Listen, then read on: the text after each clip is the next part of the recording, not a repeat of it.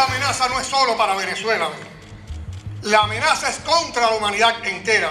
La operación que terminó con la captura de Nicolás Maduro el 3 de enero abrió una caja de Pandora regional. Dejó cadáveres sobre el terreno, incluyendo, según La Habana, decenas de oficiales cubanos. Desarticuló redes de poder y dejó al descubierto vínculos que muchos conocían en voz baja y ahora deben explicarse en voz alta. El suceso no es un mero episodio militar, es el momento en que la cooperación estratégica entre Caracas y La Habana dejó de ser discreta para convertirse en un problema existencial para Cuba. Si Venezuela era soberana, ¿por qué militares cubanos protegían a Maduro? La respuesta oficial siempre fue cooperación entre aliados. La práctica real fue otra cosa. Desde hace años, Cuba había insertado a oficiales y agentes en funciones claves de inteligencia, contrainteligencia y seguridad personal de la cúpula venezolana. Esa inserción no fue un simple asesoramiento, fue una presencia operativa que, según informes periodísticos y comunicados oficiales tras la operación, incluía a cubanos integrados a las cadenas de mando de seguridad de Maduro.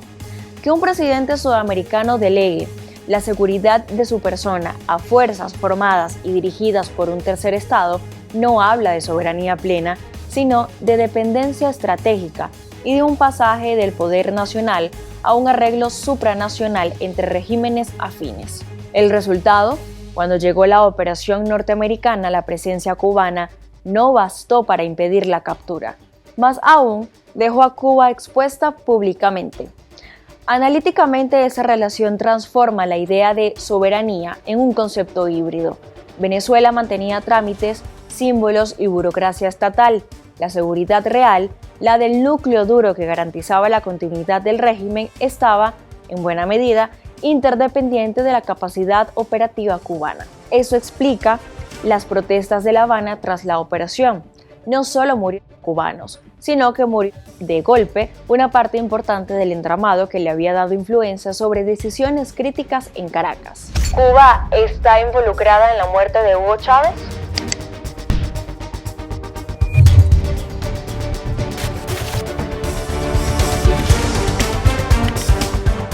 Ahora bien, pasemos a un episodio que todos conocen. Hugo Chávez fue declarado muerto oficialmente el 5 de marzo de 2013. Esa es la fecha recogida por los comunicados oficiales y todos los registros formales. Desde la salida del entorno chavista, muchos exfuncionarios y desertores han dicho otra cosa. Figuras como Liamchi Salazar, ex jefe de seguridad ligado a sectores del régimen que luego se apartaron, han declarado que Chávez realmente murió a finales de diciembre de 2012. Se menciona concretamente el 30 de diciembre de 2012 en algunas declaraciones, y que la comunicación oficial se retrasó por motivos políticos. A las 4:25 de la tarde de hoy, 5 de marzo, ha fallecido el comandante presidente Hugo Chávez Frías. Esa versión circula desde el año 2015 y fue retomada por algunos opositores y medios. Es una acusación que permanece sin prueba plena, pero que ha sido suficientemente repetida como para formar parte del relato crítico sobre la opacidad del régimen.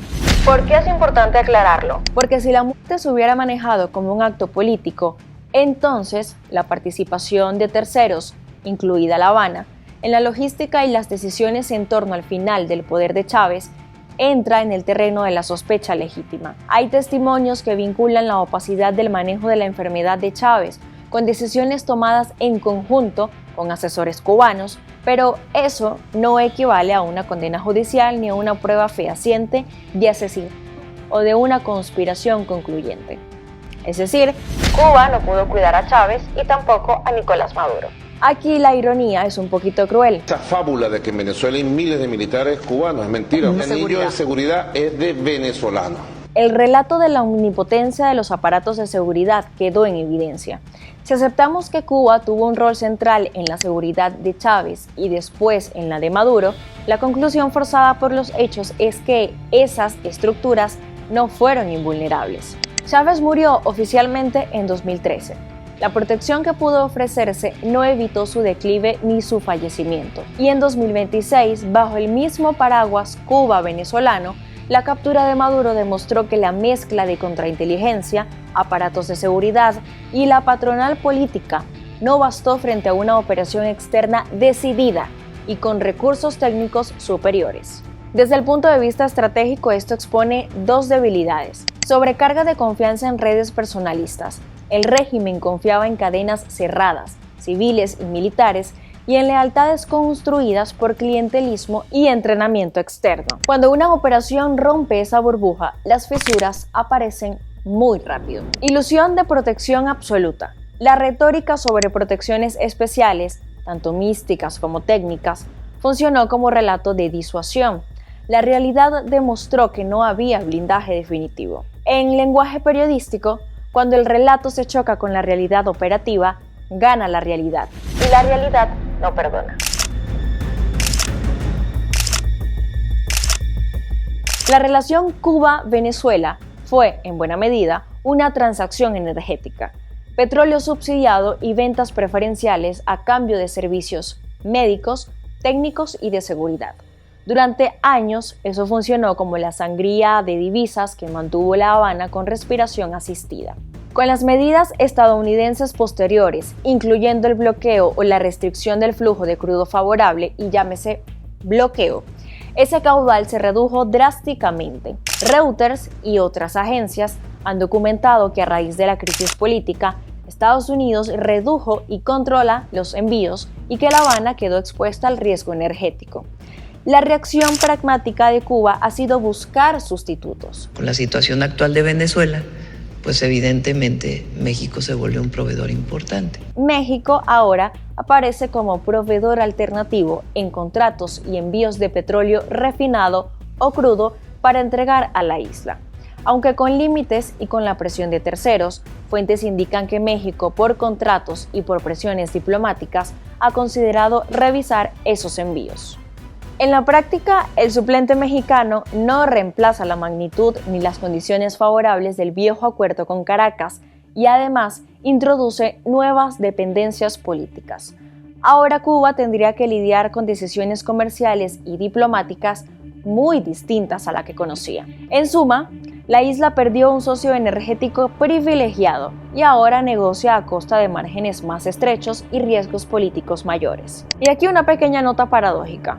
El modelo que durante décadas permitió a Cuba exportar influencia a cambio de crudo resultó ser también su talón de Aquiles. Cuando el flujo se corta, la influencia no solo mengua, la economía doméstica lo siente de forma inmediata.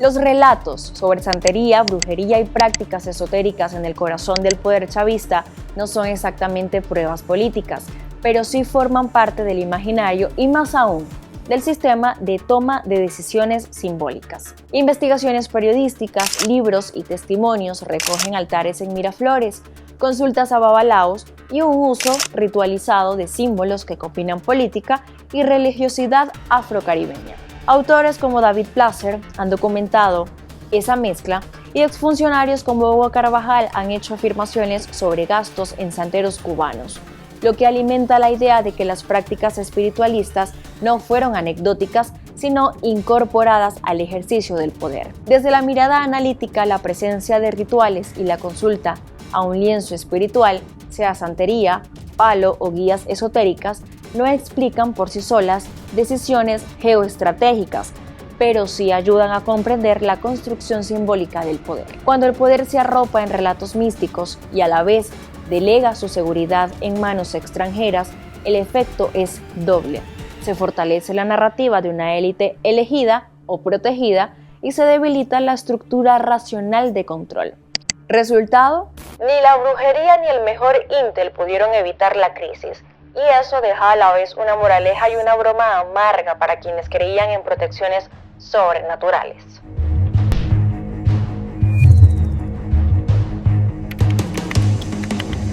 El programa sanitario Barrio Adentro y otras misiones fue la cara visible de la cooperación. Miles de médicos cubanos en barrios pobres atendiendo donde faltaba Estado. Pero debajo de la sonrisa humanitaria hubo un sistema de exportación y explotación laboral. La Habana organizó, gestionó y en muchos casos retuvo la mayor parte de la remuneración de esos médicos, lo que generó denuncias de explotación y control.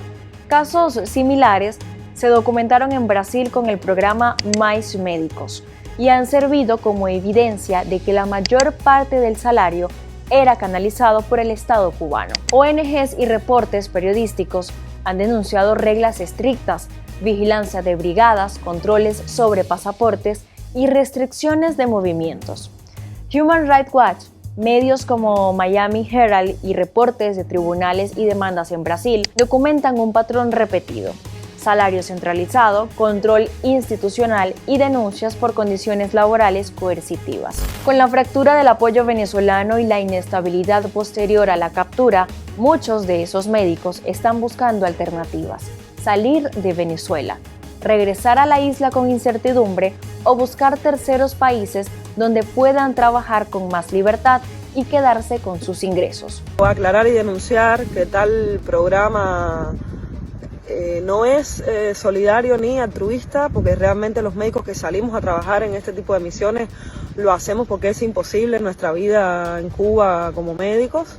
Y quiero aclarar que el Partido Comunista de Cuba lo único que hace con estas misiones es abusar de los médicos que para allí salen, abusarnos, coaccionarnos, esclavizarnos, robarnos, porque nos roban más del 80% del salario. Hay reportes recientes, y no solo históricos, de desplazamientos y de intención de abandonar las misiones ante el colapso del esquema de pagos y el peligro en el terreno.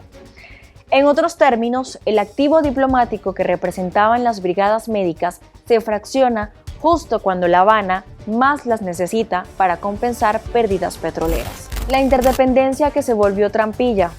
El patrón es triste pero lógico. Cuba construyó sobre la relación con Venezuela una arquitectura de influencia, seguridad, petróleo, medicina y símbolos que la hizo poderosa en la región y dependiente a la vez. Esa ambivalencia se ha revelado con crudeza tras la captura de Maduro. La isla sufrió muertes entre su personal de seguridad, perdió flujo energético preferencial y enfrentó un reto en su instrumento más visible de soft power, los médicos. La presunción o la acusación sobre la manipulación mediática de la muerte de Chávez añade una capa más de opacidad que erosionó confianza y aumentó la deslegitimación en el exterior.